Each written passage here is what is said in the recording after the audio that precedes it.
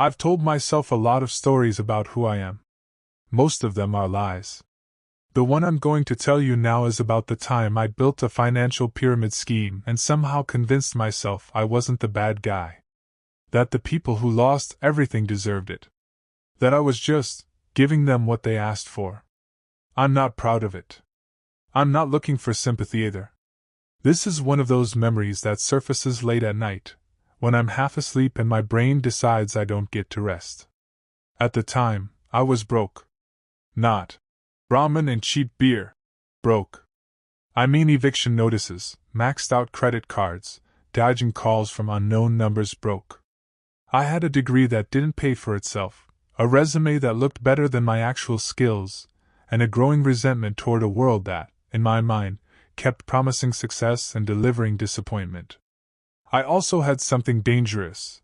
I knew how to talk. Not in a smooth, movie monologue way. More in a quiet, reassuring, "I get you" way. I listened well. I mirrored people's frustrations. I made them feel understood. Looking back, I realized that skill alone has probably caused more harm than any weapon I could have held. The idea didn't come to me like a lightning bolt. It crept in. I was watching a documentary about a famous Ponzi scheme while eating microwaved pasta. The kind of documentary that frames the mastermind as half monster, half genius. I remember scoffing and thinking, these people are idiots. Who just hands their money to a stranger? That thought stuck. Not the "this is evil" part. The "people are idiots" part. I started paying attention to how often I heard coworkers talking about crypto, day trading, side hustles, passive income. Everyone wanted a shortcut. Everyone wanted to believe they were smarter than the system. Including me. I didn't wake up one day and decide, I'm going to ruin lives. I woke up thinking, I'm going to survive. Then, a little later, if they're stupid enough to fall for it, that's on them. That's the first lie I told myself. The second lie was that I'd only do it temporarily. Just long enough to get ahead. Just enough to stabilize. Just enough to breathe. That's how I framed it in my head, a bridge. Not a trap. At this point in my life, I still thought of myself as a decent person who'd made some bad choices. This story is about the moment I started becoming something else. And the worst part? At the beginning, it actually felt smart. Once the idea took root, it didn't feel criminal. It felt logistical. Like organizing a move. Like planning a business. That's another lie I told myself. I started by researching, not how to scam people. Obviously. I told myself I was studying marketing psychology, investment behavior, growth models. I watched videos about successful startups, read forums where wannabe entrepreneurs shared growth hacks, and lurked in sketchy corners of the internet where people casually discussed how Ponzi schemes worked, usually under the guise of educational breakdowns. The pattern was always the same: promise consistency, keep it simple, and never sound desperate. I decided early that I wouldn't call it an investment scheme. That word carried baggage. I used private growth circle. It sounded exclusive. Intentional. Safe. I sketched out fake numbers in a notebook, modest returns, nothing flashy. 5% monthly. Boring enough to feel believable. I told myself greed was what exposed people. I would avoid greed. I created a clean-looking website using a template. Stock photos of smiling professionals. Vague language about algorithmic trading strategies. No technical details. I learned that specifics invited questions. Most important step, I made sure I never appeared like I needed anyone's money. I framed it as if I were doing people a favor. That mindset shift made everything easier. I wasn't taking. I was offering an opportunity. At least, that's what I kept repeating to myself. The hardest part wasn't building the system. It was deciding who to test it on. Strangers felt risky. Friends felt complicated. Family was off limits, not because I was moral, but because I didn't want consequences showing up at holiday dinners. I settled on acquaintances. The people who recognized my face but didn't really know me. Old coworkers. A guy I used to play pickup basketball with. A friend of a friend from a birthday party years ago. People close enough to trust me, far enough to disappear from. I reached out casually.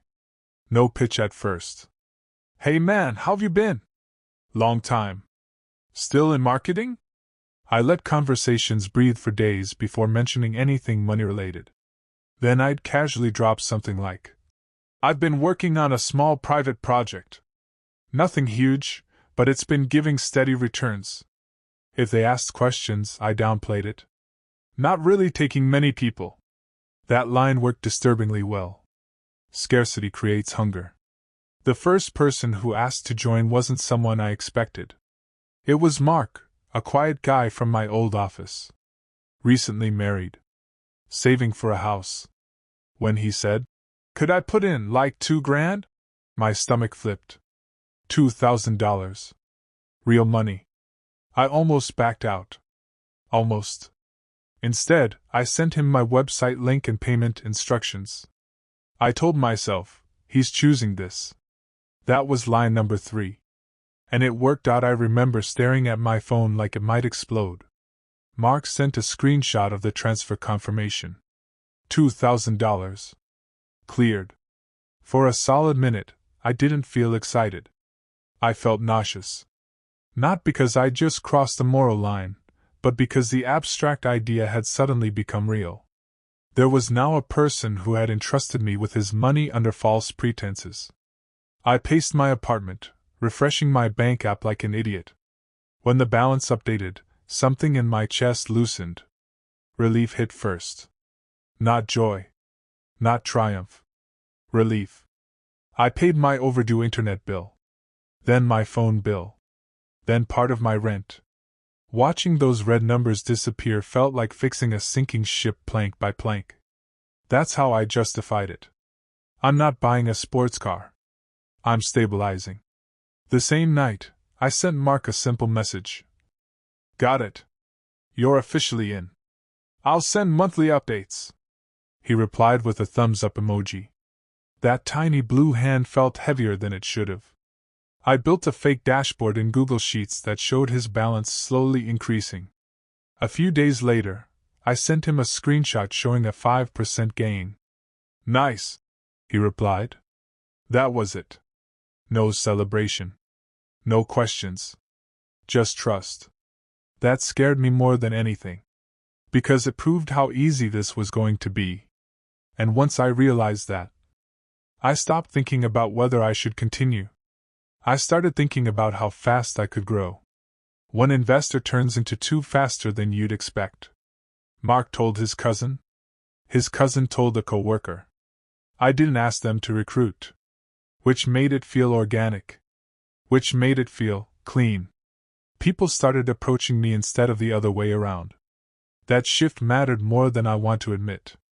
When you're chasing people, you feel like a scammer. When they're chasing you, you feel legitimate. I kept my numbers boring on purpose. No doubling money. No insane percentages. Just steady, predictable growth. 5% became 6. 6 became 7. I told myself inflation justified it. I created monthly performance reports, filled with charts I barely understood but knew how to make look professional. Green arrows. Upward trends. Minimal explanations. Everyone got paid their returns for the first 2 months. Using new money. That part didn't bother me like it should have. In my head, I wasn't stealing. I was recycling. Someone gives money. Someone else gets paid. The system is moving. Movement meant life. I also noticed something uncomfortable about myself. I enjoyed the role. People asked my opinion about finances. They thanked me. They treated me like I was smart. Respected. I hadn't felt respected in a long time. Every deposit notification gave me a small rush. Not a wild high. More like a quiet, steady hum. Like standing too close to an electrical wire. I knew it could kill me. I didn't step back. I leaned in. When you start making money off a lie, you instinctively want to look like someone who deserves it. I upgraded my wardrobe first. Nothing flashy. Clean shoes. Better jackets. Clothes that said doing okay instead of barely surviving. Then I moved out of my shitty studio into a one-bedroom. I told people the business was scaling. Nobody questioned it. Why would they? The proof, in their minds, was already there. I learned to control my tone when talking about money. Calm. Almost bored. As if profits were expected, not exciting. Excitement signals risk. Confidence signals safety. I also started keeping notes on each investor. Kids' names. Job complaints. Upcoming surgeries. Birthdays. Not because I cared. Because remembering made people feel seen. Feeling seen makes people loyal. Sometimes I'd catch myself mid-conversation and think, Jesus, listen to you. I sounded like someone from those documentaries I used to judge. But I didn't feel evil. I felt practical. I built a separate bank account. Then another. I told myself it was for organization. It was really for distance. Distance from the reality that none of this was real. The more layers I added, the harder it became to imagine stopping. Stopping would mean admitting everything. And I wasn't ready to meet the version of myself who had done this. So I kept becoming someone else. The first real problem wasn't legal. It was mathematical. Growth is great until it isn't. At around 20 investors, the incoming money started needing to be bigger just to cover the promised returns. Not profit. Returns. That distinction matters. I built a simple spreadsheet that showed future obligations. I wish I hadn't. Looking at it felt like staring down a hallway that only got narrower. If 2 people pulled out at the same time, I'd be in trouble. If 5 did, I'd be finished. I told myself nobody would pull out. Why would they? Everyone was making money. Then Sarah emailed me. Subject line. Small withdrawal question. My chest tightened before I even opened it. She said she needed $5,000 for medical expenses and wanted to know how fast she could access part of her balance. This wasn't someone else's new money. This was real money. Money I didn't have. I replied with a rehearsed calm. Totally doable. Processing cycle is 2 weeks due to liquidity management. That sentence was pure nonsense. It bought me time. 2 weeks to find $5,000. 2 weeks to convince someone else to invest. That was the moment I realized something important.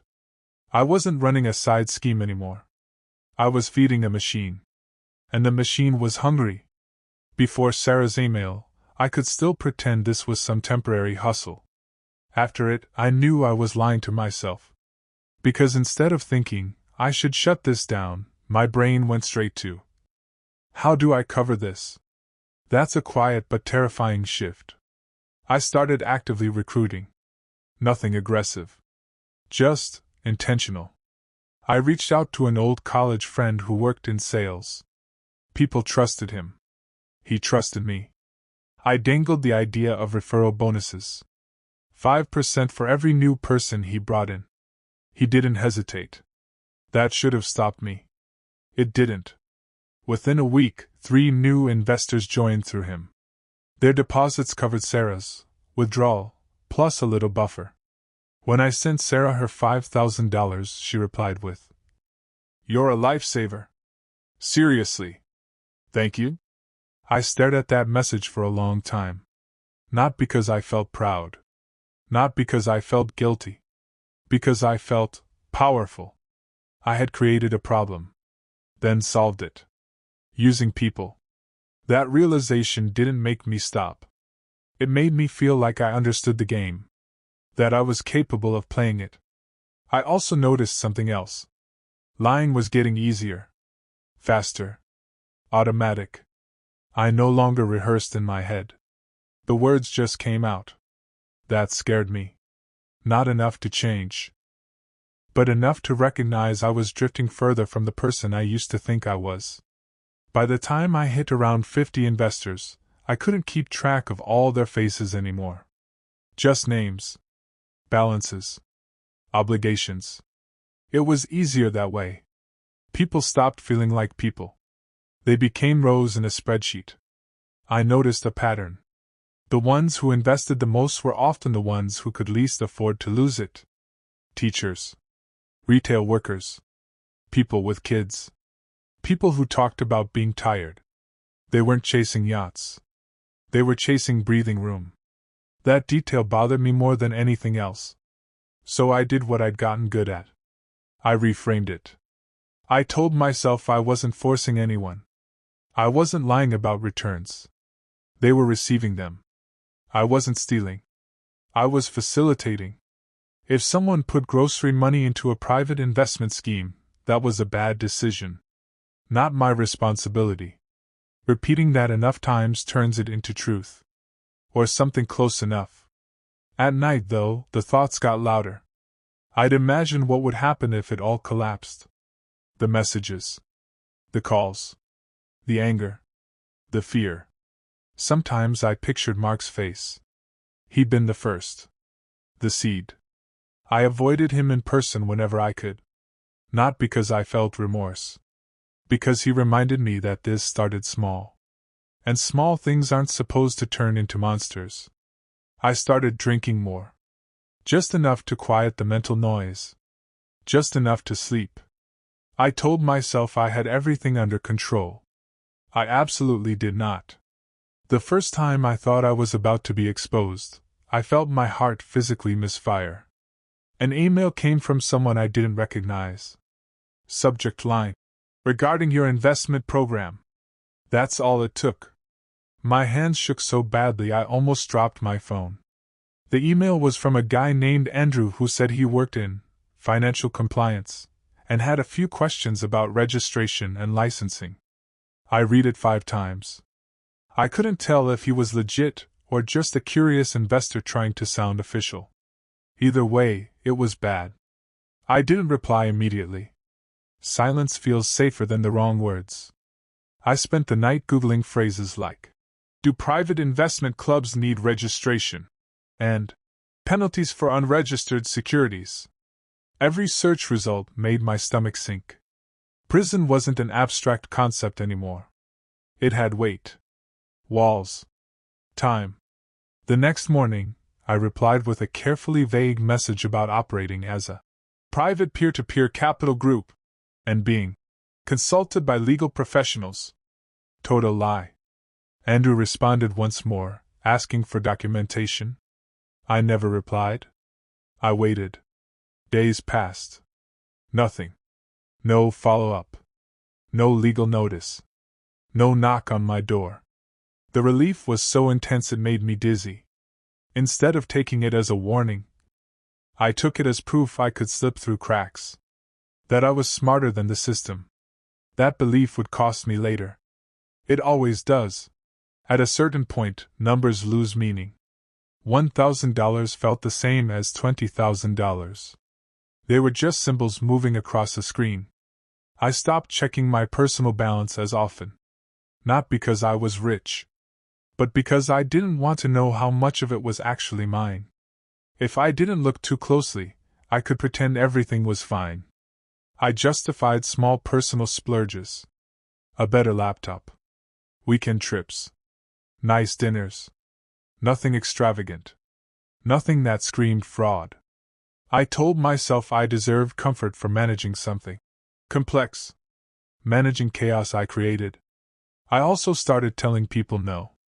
When someone wanted to invest a tiny amount, like $300, I'd say the minimum was $2,000. Exclusivity again. It made people try harder. It made the scheme feel bigger than it was. Inside, I felt smaller. I was constantly calculating. If X pulls out, I need Y to join. If Y delays, I'm screwed.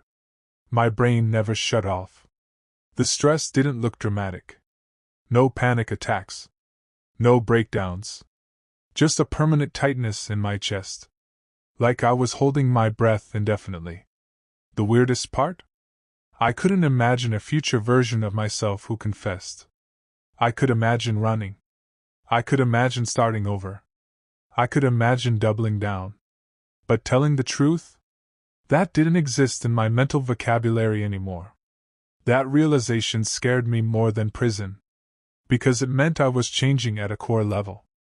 And I didn't know how to reverse it. Schemes don't explode at first. They leak. One small delay. One awkward email.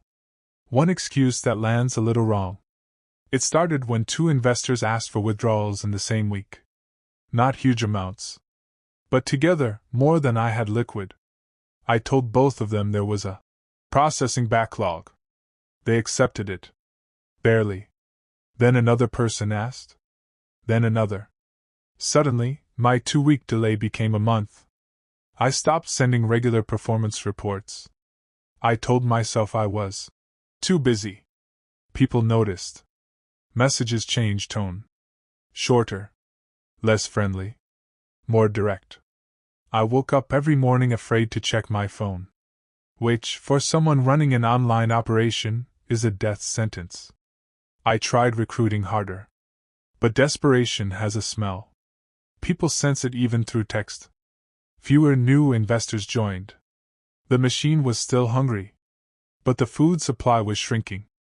One night, I opened my spreadsheet and realized something brutal.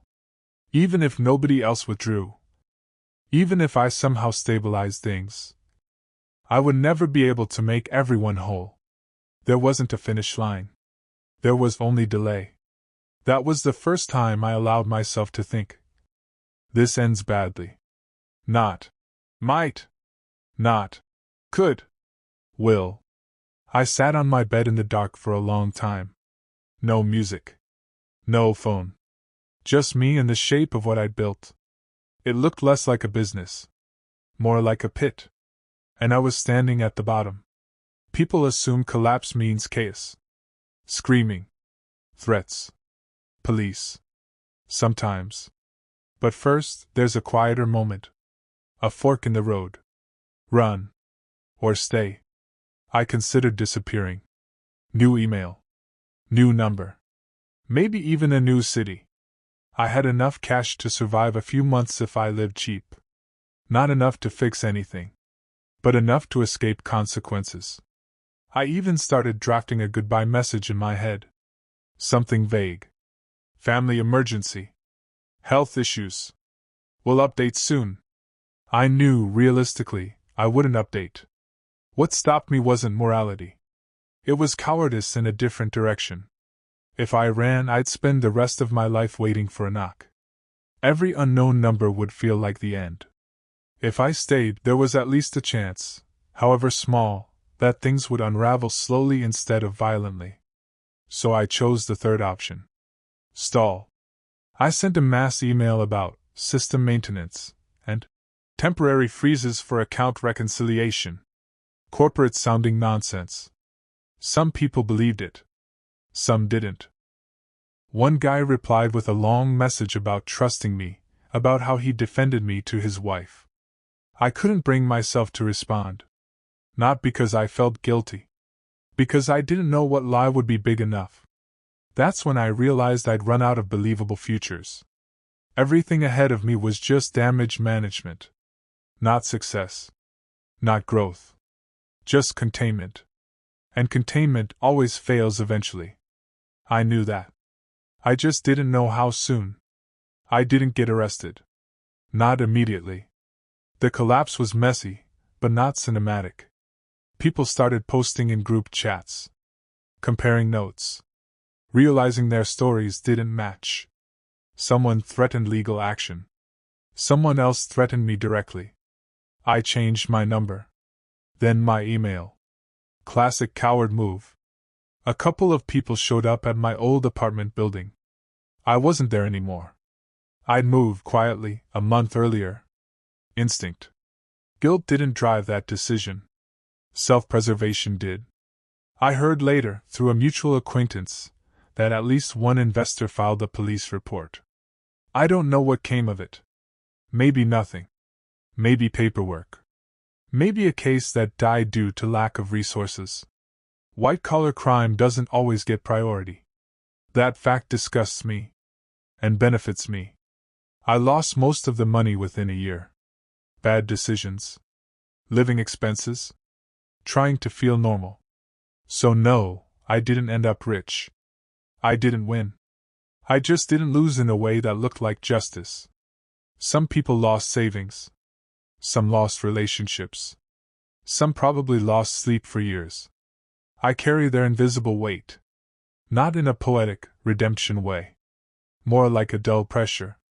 A permanent understanding that I am capable of doing terrible things and rationalizing them. That knowledge doesn't fade. It just settles in. Like sediment. I don't call myself a monster.